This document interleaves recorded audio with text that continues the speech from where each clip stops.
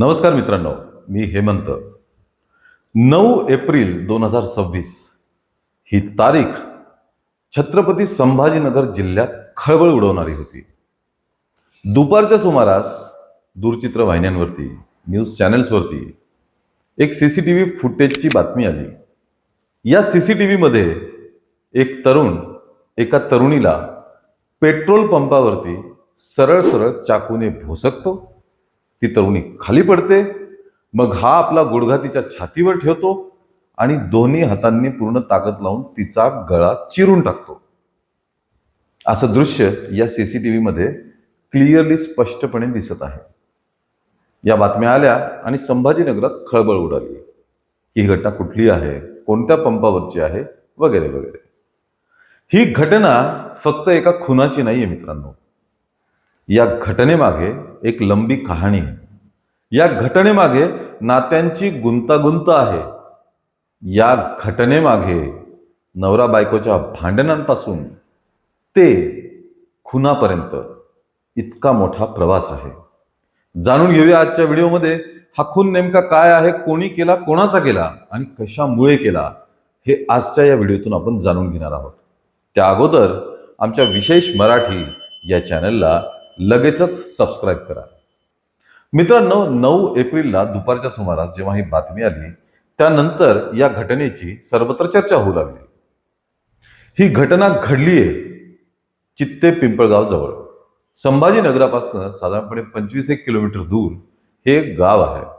या गावातील पूजा आणि सुदाम गावंडे यांचं लग्न 2017 साली झालं. त्यानंतर या दोघांना एक मुलगा आणि एक मुलगीही झाली. परंतु 2023 मध्ये सुदाम गावंडेने काही घरगुती वादातून, घरगुती भांडणांमधनं रागाच्या भरात गळफास घेऊन आत्महत्या केली. पतीने आत्महत्या केल्यानंतर पूजा एकटी पडली. 2 मुलं गळाला आणि तिला काहीतरी काम करून उदरनिर्वाह भागवावा लागला. तिने गावाच्या जवळपासच काही कामं केली. छोटी मोठी हाताला लागतील ती कामं ती करायला लागली आणि आपल्या दोन्ही मुलांचं संगोपन करत होती.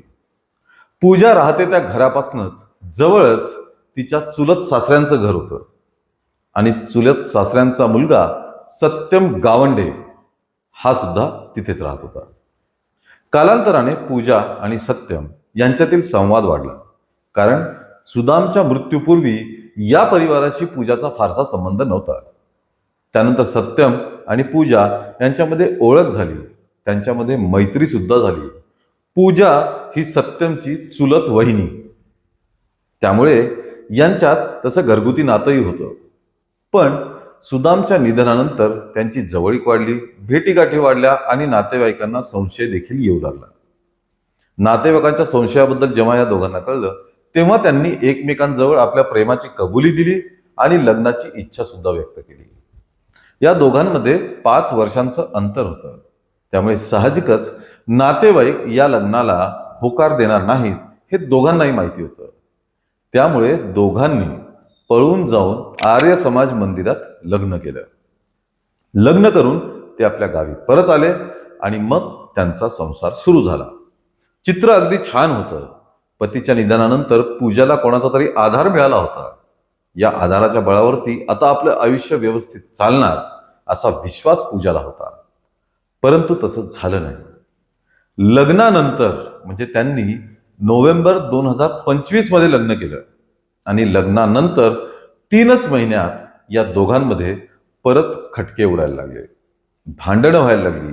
शिवीगाळ ते मारहाण इथपर्यंत पूजा आणि सत्यम मधले वाद विकोपाला जाऊ लागले. वाद विकोपाला गेल्यानंतर पूजाने सत्यमला अनेकदा समजावून सांगितलं. पण या वादाची कारणं काय होती, तर या वादाचं मूळ कारण होतं पूजासोबत लग्न केल्यानंतर 3 महिन्याच्या आत सत्यमला एक दुसरीच मुलगी आवडायला लागली. त्या मुलीसोबत सत्यमला लग्न करायचं होतं.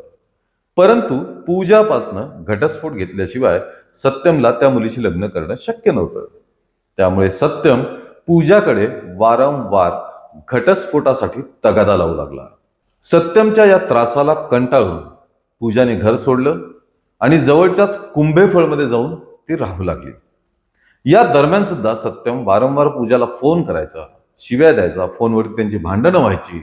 पण सत्यम घटस्फोटाची सातत्याने मागणी करतच होता आणि पूजा घटस्फोट देण्यासाठी तयार नव्हती. कुंभेफळला गेल्यानंतर पूजाला छत्रपती संभाजीनगर ते जालना रोडवरील एका पेट्रोल पंपवर, शिवसमर्थ पेट्रोल पंपवरती नोकरी मिळाली आणि ती ही नोकरी करून आपल्या मुलांचं पालनपोषण आणि उदरनिर्वाह करू लागली. पूजाची ड्युटी सकाळी 9:30ची असायची. त्यामुळे घरातील सर्व काही उरकून ती 9:30ला पंपवरती पोहोचत होती आणि संध्याकाळपर्यंत तिची ड्युटी असायची. सत्यमने पूजाच्या पूर्ण शेड्यूलची इत्थंभूत माहिती मिळवलेली होती. ती कधी कुठं असते, घरातून कधी निघते, परत घरी कधी जाते, मुलं कधी घरी असतात, इतर वगैरे सर्व त्यांनी माहिती काढून ठेवलेली होती आणि तो सातत्याने पूजाला फोन करून भांडतच होता. 9 एप्रिल रोजी 9:30ला पूजा जेव्हा पेट्रोल पंपवर आपल्या ड्युटीसाठी पोहोचली तेव्हा सत्यम 10च्या सुमारास पेट्रोल पंपवरती आला. पण पेट्रोल पंपवरती गर्दी बघून तो तिथनं परत गेला. 10 ते 12 या वेळेमध्ये, सकाळच्या 10 ते 12 या वेळेमध्ये त्यांनी 2 ते 3 चक्कर पेट्रोल पंपवरती मारले. पण पेट्रोल पंपवरती सातत्याने गर्दीच होती. साधारणपणे 12 नंतर 12:30च्या सुमारास गर्दी कमी झाली, पेट्रोल पंपवरती कोणीही नव्हतं. हे बघून सत्यम पेट्रोल पंपात शिरला. मोटरसायकल थेट पंपपर्यंत नेली. पूजाने त्याला पाहिलं. पूजा मागच्या साईडला पळत होती.